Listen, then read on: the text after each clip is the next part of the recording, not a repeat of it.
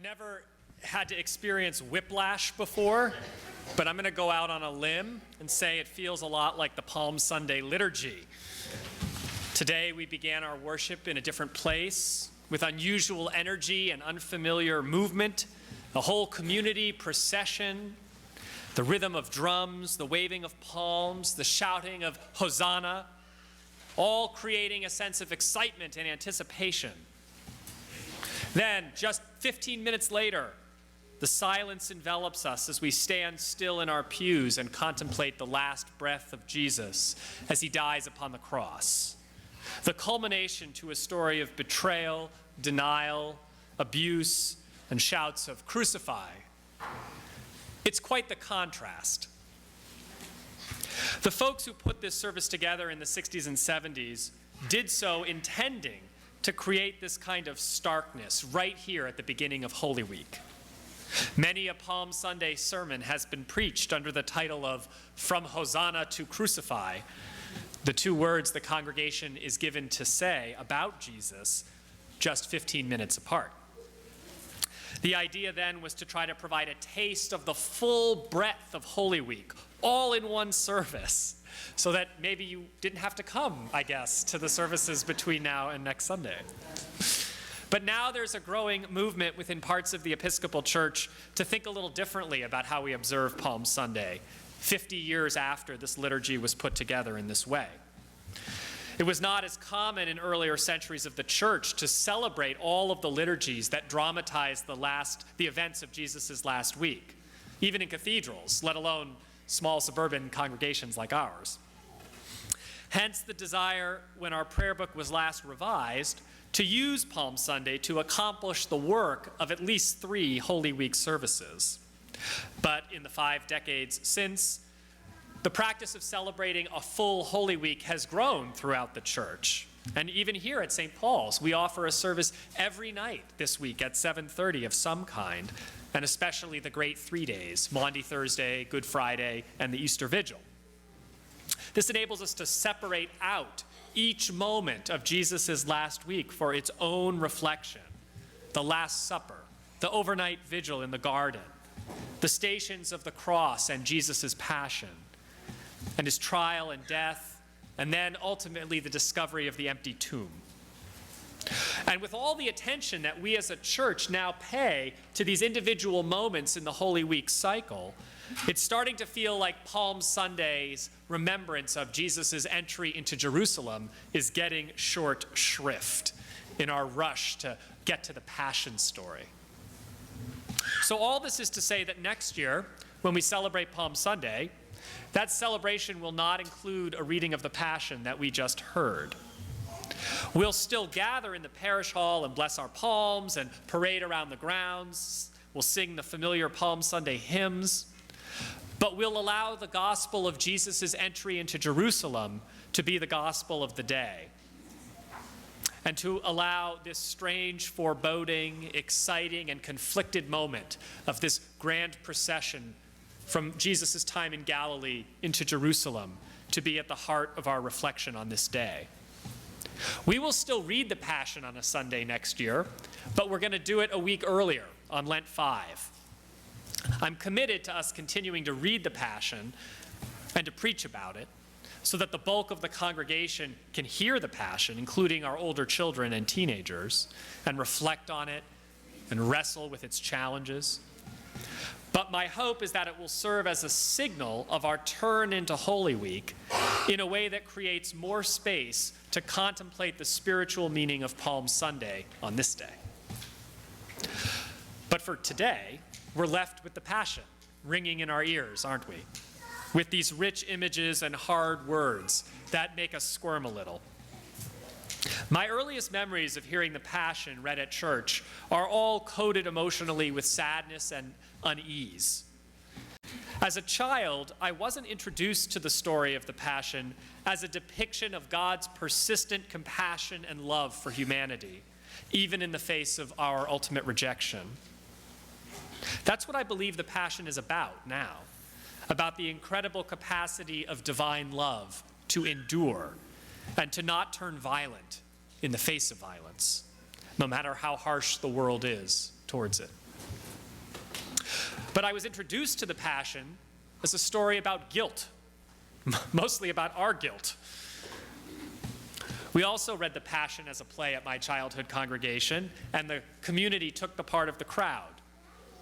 As a young person, I liked being involved, but I think I somehow got the wrong message from it.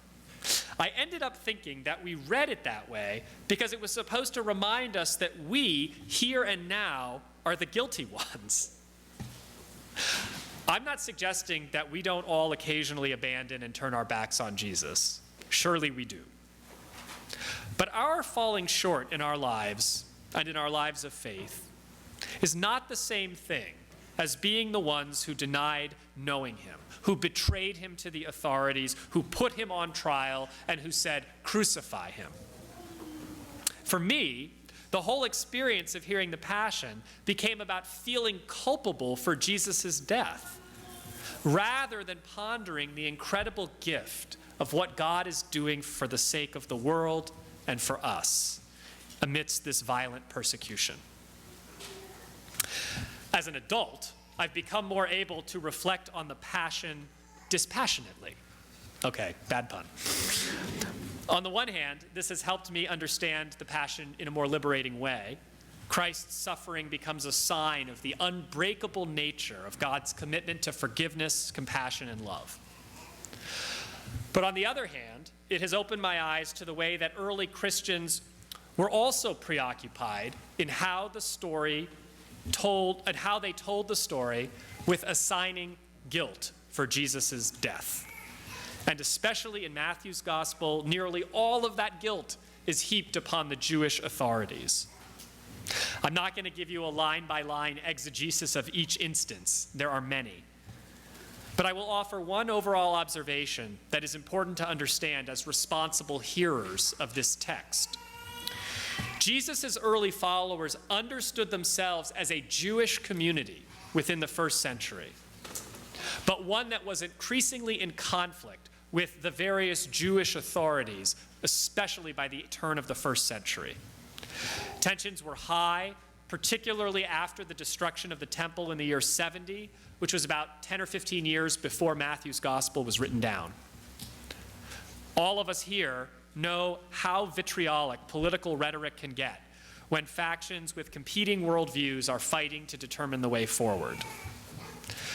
The key when hearing the Passion is to remember that the conflict was seen at that time as an internal conflict within a broad and evolving tradition of Judaism, and not as a conflict between two different religions. It was in this latter way that Christians over time, through history, interpreted the gospel language to authorize the persecution of Jewish people, individually and collectively. Our task today is to remember that such demonization is the product of human relationships over the course of centuries, and not of any core Christian theological claim to supremacy over Judaism. With all the ways that the Passion can be misheard by children or by adults, it kind of begs the question, why do we read it at all? Why do we continue to tell this story to each other, to our children, and to strangers who want to know about what a life with Christ is all about? My answer is that because beneath all of these layers of vilification and demonization, of redirected blame and projected guilt, the Passion is our story of God's unbreakable commitment of love towards all humanity. It is the story of how strongly the human heart can turn away from love incarnate, and yet how persistent Jesus' commitment of compassion remains through resistance, conflict, betrayal, even death. As we read it, though, and as we hear it, I encourage each of you today not just to accept the words of the characters in the story as your words for Jesus. Even though we assign you lines, don't accept those as your words for God in your heart on this day. Rather, use the drama of this story to allow yourself to ask the question, what are your words for Jesus in his trials? What would you like to say to him this year in Holy Week? Is it Hosanna? Is it crucify? Or is it something else? Maybe it's help me, or guide me, or where are you, or how could you, or forgive me, or protect me, or hold my hand, or deliver me, or give me strength, or save me. What words are in your heart for Jesus this year? Whatever they are, let those words turn over in your prayers as we walk through this Holy Week together.